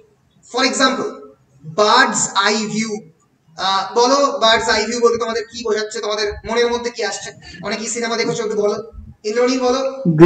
Drone drone shot. হ্যাঁ স্যার, পাখির চোখে মহানগর এই ধরনের। অ্যাবসলিউটলি, মানে পাখির চোখের মধ্যে তো তুমি গোপ্রো বেঁধে দিতে পারো, পাখির গায়ে বেঁধে দিতে পারো।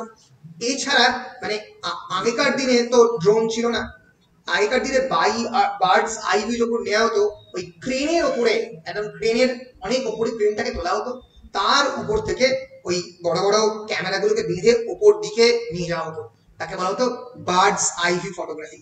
আমরা একবার দেখে নেব, দেখে নিয়ে এটার কি সিগনিফিকেশন সিনেমাটোগ্রাফিতে সেটা নিয়ে বলবো। মানে প্রত্যেকটা শটেরই তো একটা সিগনিফিকেন্স রয়েছে, শট তো এমনি এমনি হয় না, শটের তো প্রত্যেকটা একটা সিগনিফিকেন্স রয়েছে। এই দেখো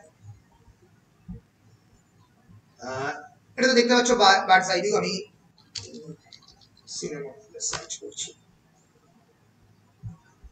এই যে এটা বিখ্যাত সিন। এটা কোন সিনেমা কেউ বলতে পারবে?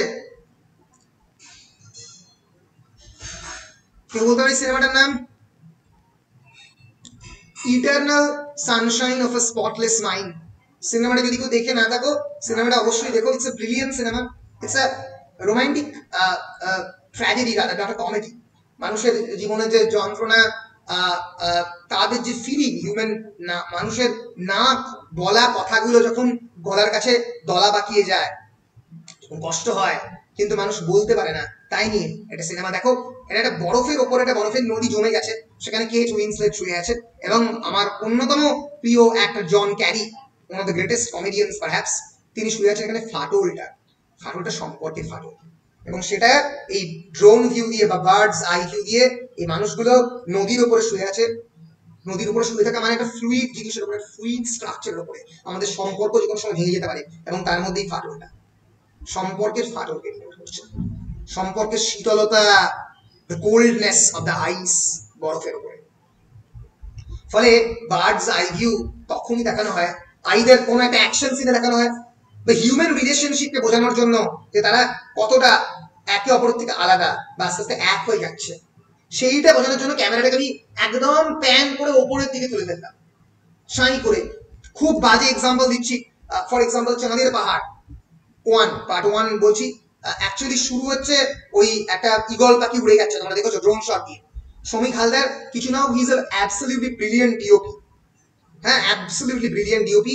ওই যে ঈগলটা উড়ে গেল, তার চোখ দিয়ে ওই পুরো আফ্রিকাটাকে যে দেখার চেষ্টা করছে, সেটা দিয়ে সিনেমাটা শুরু হচ্ছে, চাঁদের পাহাড়। সো এইভাবে কিন্তু সিনেমার যে গল্প কেমন করে বলবো সেটা কিন্তু অনেকটা ডিপেন্ড করে অন দ্য ক্যামেরা অ্যাঙ্গেল। ফলে যদি পরীক্ষায় 5 নম্বরের প্রশ্ন পড়ে, what is birds eye view? In the bird's eye view, the camera is placed above the subject, looking down toward the subject and the ground. And this kind of shot can seem disorienting because it is rarely the way audience themselves perceives the world. এইভাবে তো অডিয়েন্সরা গোটা পৃথিবীকে দেখে না। তুমি কতবার Eiffel টাওয়ারের উপরে চড়েছো, বা কুতুব মিনারের উপরে, বা একটা বড় স্কাই স্ক্র্যাপারের উপরে খুব কমই বার চড়েছো। ফলে এই যে bird's eye view, it can disorient your perception. তোমার যে ভিউ অফ দ্য রিয়েলিটি তাকে ডিসওরিয়েন্ট করবে। ইনসেপশনের একটা বিখ্যাত সিনই ছিল এই ড্রোন শট, এবং আমাদের এই শট, আমাদের সাধারণ যে পার্সপেক্টিভ তাকে মিলিয়ে দেওয়া, যেটাকে বলা হয় পার্সপেক্টিভ ডিস্টরশন। আমি জাস্ট একটা ইনসেপশনের মানে স্টিল ফটো দেখিয়ে দিই। পার্সপেক্টিভ, এই ইনসেপশন তোরা কার কার দেখেছিস? দেখিস নি? খুব খারাপ। দেখেছি। ও আর কে কে দেখেছো? দেখেছো? তাই বল। আমি নাহলে ভাবতেই পারছি না, যদি তোমরা ইনসেপশন না দেখতে আমি বলতাম এক্ষুনি এই পার্সপেক্টিভ ডিস্টরশনটা দেখতে হবে। এই যে বিখ্যাত সেই সিনটা যেখানে এই আর্কিটেকচারের কথা বলছে, এই একটা পুরো শহরটা আস্তে আস্তে কটকট করতে করতে তার দিকে চলে আসছে। এটা হচ্ছে এই ইনসেপশনের বিখ্যাত যে সিন, সেই সিনটা, ঠিক আছে?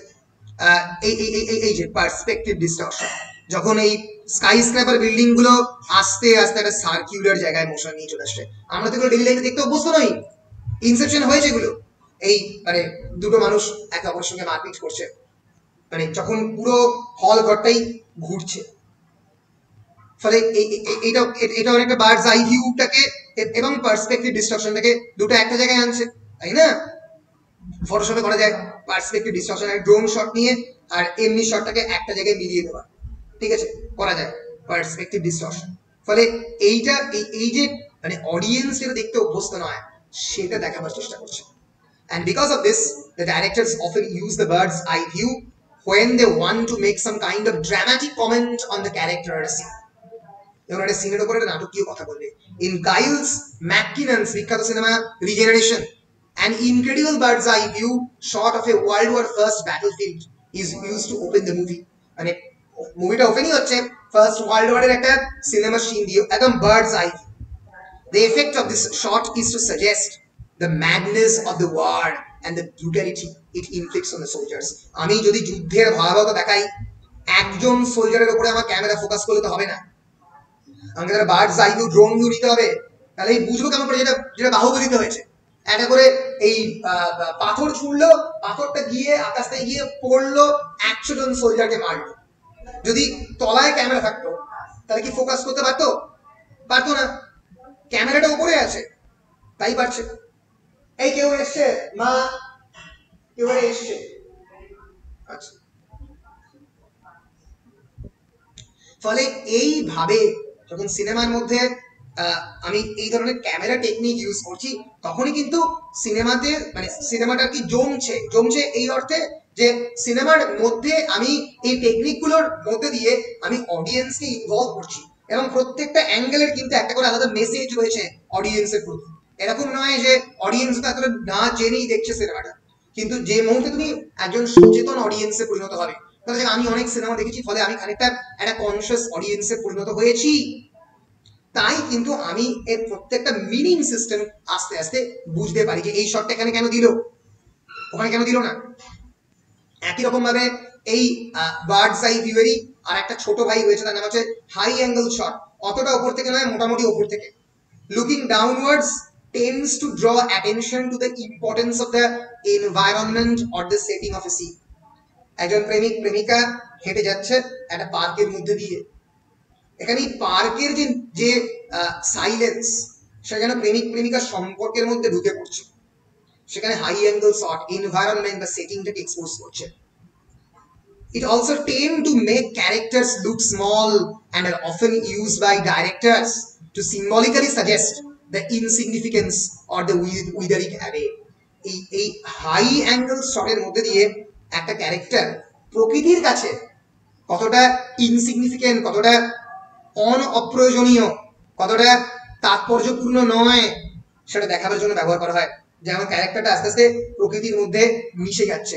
আমি একটা এক্সাম্পল দিচ্ছি হাই অ্যাঙ্গেল শটের সিনেমাতে। শট ইন সিনেমা, বিখ্যাত হাই অ্যাঙ্গেল শট, এটা তো ডার্ক নাইট, এটা তো লো অ্যাঙ্গেল, আমি বলি ফেলছি, এটা সেই জোকারের যে সিনটা, জোকারকে ইম্পর্টেন্স দিচ্ছে, বুঝতে পারছো? মানে জোকার হ্যারি পটার রয়েছে ফার্স্টে, ইয়েস হ্যারি পটারের বিখ্যাত সিন, হ্যারি পটার অ্যাভেঞ্জার্সে রয়েছে, ইয়েস এটা হচ্ছে লো অ্যাঙ্গেল সিন, এখানে ক্যারেক্টারের উপরে বেশি ইম্পর্টেন্স দিচ্ছে। হাই অ্যাঙ্গেল সিনে প্রকৃতি ইম্পর্টেন্ট। এই যে বিখ্যাত সিনেমা ইয়েস আমাদের অ্যাভেঞ্জারের যে সেকেন্ড পার্টটা, আকাশের দিকে যখন উঠে যাচ্ছে তখন এদিকে থর আর এখানে তোমার ক্যাপ্টেন আমেরিকা, অর্থাৎ এই দুটো ক্যারেক্টার, তারপরে এখানে 3, 4, 5, 6, 7, 8টা ক্যারেক্টার পর পর আসবে, হাল্ক আসবে, অন্যান্যরা আসবে, অথচ ক্যামেরা আকাশের দিকে উঠছে। অর্থাৎ এই ক্যারেক্টার গুলো they can be superheroes, they are very powerful, কিন্তু অনেক ক্ষেত্রেই প্রকৃতির ফোর্সের কাছে, এই যে এলিয়েনদের ফোর্সের কাছে অনেক সময় তাদেরকে হারতে হয়। ফলে যখনই আমি ছোট থেকে বড়র দিকে যাচ্ছি, দ্যাট ইজ হাই অ্যাঙ্গেল, মানে আমি ইম্পর্টেন্স অফ দ্য ক্যারেক্টারকে ডিনাউন্স করছি। যখন বড় থেকে ছোটর দিকে আসছি, এই যে এটা বিখ্যাত সিন, ব্র্যাড পিট অভিনয় করেছিল, এটা হচ্ছে তোমার, বলো আমি সিনটা ভুলে গেছি, বিখ্যাত সিনেমা, বলো ইনগ্লোরিয়াস বাস্টার্ডস। কার সিনেমাটা? সিনেমা কার পরিচালনা করা? Tarantino. Brilliant, absolutely brilliant. Quintin Tarantino যে চরিত্রের সঙ্গে খেলা করে, চরিত্রগুলোকে মানে তাদেরকে নিয়ে হাসাহাসি করে, তাদের মৃত্যুকে নিয়ে হাসে। Violence as a way of redemption. তোমরা কি করবে? কোন একজন ক্যারেক্টার যখন মারা যাচ্ছে তোমরা তো সিম্প্যাথি পাও, এখানে অন্য জিনিস, এখানে ক্যারেক্টারের কি দিবিলে একটা ক্যারেক্টারের মানে পেটের মধ্যে একটা তরবারি ঢুকে গেছে আর সে বসে বসে স্যান্ডউইচ খাচ্ছে, মৃত্যুকে নিয়ে হাসছে। ফলে যখনই ক্যারেক্টার দিকে ইম্পর্টেন্স যাচ্ছে, ইনগ্লোরিয়াস বাস্টার্ডসে অলরেডি বলে দিয়েছেন ব্র্যাড পিটের বিখ্যাত সিন যেখানে একটা বাক্স খুলছে তার দিকে তাকাচ্ছে, সেই বিখ্যাত সিনটার দিকে কিন্তু কোথায় গেল রে ভাই, এই আমি মনে হচ্ছে ভুল করে ডিলিট করে ফেলেছি। তো সেই এই যে যেখানে সেই বিখ্যাত সিনে এই ক্যারেক্টারের দিকে ফোকাস করছে। আবার অনেক সময় তোমরা কি কেউ আমাদের নোল্যানের সিনেমাটার নাম ভুলে যাচ্ছি, আরে বলো, নোল্যানের যে থার্ড সিনেমাটা যেটা যার অনুকরণে গাজিনী তৈরি, মেমেন্টো। মেমেন্টো, ওই তো অনেক সিনেমা দেখছি, ভেরি গুড ভেরি গুড। মেমেন্টোর একটা সিন আমি জানি না, হয়তো কপিরাইট খাবো, কারণ আমাদের একটু পরেই দেখাচ্ছি। মেমেন্টোর একটা সিন আছে যেটা সিনেমাটা শুরুই হচ্ছে মেমেন্টোর ফার্স্ট সিন দিয়ে, যদি এটাকে দেখানো যায় মেমেন্টো ফার্স্ট সিন। মেমেন্টো যারা দেখোনি তারা মেমেন্টো দেখতে হবে, ঠিক আছে? Memento must must must. মেমেন্টোর ফার্স্ট সিন এই যে এই এই সিনটাতে কি হবে ইন্দ্রনীল বলতে পারবে একবার? ইন্দ্রনীল ফার্স্ট সিন মনে আছে? এখানে মানে লোকে তো গুলিটা করে, এই গুলিটা একে করবে, মানে এই ক্যারেক্টারটাকে এই গুলিটা করবে, করার পরে গুলিটা তার ব্রেনে থাকবে, ব্রেন থেকে আবার টাক করে ভেতরে চলে আসবে, লো অ্যাঙ্গেল শট।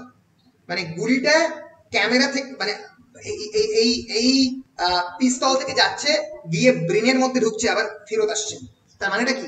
এই চরিত্রটা এমন একটা চরিত্র who is constantly moving from the past to the present, যেটা তোমরা গাজিনিতে দেখেছো আমির খানের চরিত্রটা একবার পাস্টে, একবার প্রেজেন্টে, একবার বর্তমানে, একবার তার অতীতে যাচ্ছে আর ফেরত আসছে, যাচ্ছে আর ফেরত আসছে। তো এই শটটা দিয়েই পুরো সিনেমাটাকে ডিফাইন করছে। মেমেন্টোর প্রথম সিন আমি একটু পরে দেখাবো। তো সিনটা শুরুই হচ্ছে এভাবে, তুমি গুলিটা করলে গুলিটা করে ফেরত আসে। এটা লো অ্যাঙ্গেল শট। লো অ্যাঙ্গেল মানে আমি ক্যারেক্টারকে ইম্পর্টেন্স দিচ্ছি, আমি ক্যারেক্টারের মনের মধ্যে দিয়ে খেলা হচ্ছে তার দিকে ইম্পর্টেন্স দিচ্ছি। আর হাই অ্যাঙ্গেল মানে প্রকৃতির মধ্যে মিলিয়ে গেছে। ফলে পরীক্ষায় যদি 5 নম্বরের প্রশ্ন পড়ে, আমার এই কথাগুলো পরিষ্কার মনে থাকবে যে high angle looking downwards tends to draw attention to the importance of the environment or setting. Low angle is just the opposite, tends to give importance to the character rather than on the setting. মনে থাকবে? বেশ, তাহলে আজকে by bird's eye view, high angle এই দুটো করলাম। এর পরের দিনে বাকি সমস্ত সিনেমাটিক টেকনিক গুলো মোটামুটি পড়িয়ে ফেলতে পারবো। আজকে যেহেতু ফিল্ম স্টাডিজ এর বেসিক কনসেপ্ট নিয়ে বেশ কয়েকটা কথা বললাম, তাই সময় লাগলো। এর পরের ক্লাসে বাকি জিনিসগুলোর দিকে আমরা যাব। আমি চেষ্টা করছি কালকে এই ক্লাসটাকে কন্টিনিউ করার, ঠিক আছে? কালকে যদি আমার ফার্স্ট সেমিস্টারের ক্লাস, সেকেন্ড সেমিস্টারের ক্লাস হচ্ছে, তাহলে এটা কালকে কন্টিনিউ করবো, ঠিক আছে? আমি বলে দিচ্ছি সময়টা, কোন সময়। বেশ, থ্যাংক ইউ। আজকের ক্লাস এখানে শেষ করছি। কোনো জায়গায় কেউ বুঝতে পারোনি? Any questions? বুঝতে পারোনি এরকম কিছু?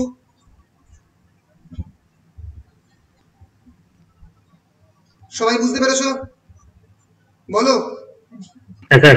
বেশ বেশ বেশ, তাহলে আমি অফিসিয়াল রেকর্ডিংটা অফ করছি।